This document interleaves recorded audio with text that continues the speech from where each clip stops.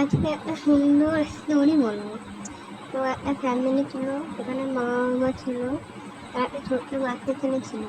তো একদিন মা রান্না করতে গিয়ে গ্যাসের ওভেনে আগুন লেগে যায়। তারপরে মা ঘরে আগুন লেগে যায়, তারপরে বাচ্চাটাকে তার বাবা নিচে ফেলে দেয় আর মা বাবা দুজনে আগুনে গ্যাস সিলিন্ডারে মারা যায়। তারপরে বাচ্চা রাস্তায় খাবার খায়। একটা মহিলা তাকে দেখতে পেয়ে তাকে খাবার এনে তার বাড়িতে নিয়ে আসে।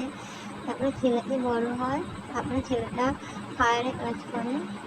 তারপরে যেখানে আগুন লাগে সেখানে গিয়ে সবাইকে হেল্প করে। তারপরে একদিন মা অনেক বয়স হয়ে গেছে, বুড়ি হয়ে গেছে, আবার টিভিতে খবর আসছে আগুন লেগেছে, ওখানে গেছে। তারপরে ওখানে হেল্প করেছে সবাইকে। তারপরে তার মা আমার ওকে হঠাৎ করে মনে পড়লো যে তার মা আমার ওইভাবেই মারা গেছে। এদিকে তার বুড়ি মাটা তার জন্য অপেক্ষা করে। বাড়ি এসে সে বুড়ি মাকে বলে আই লাভ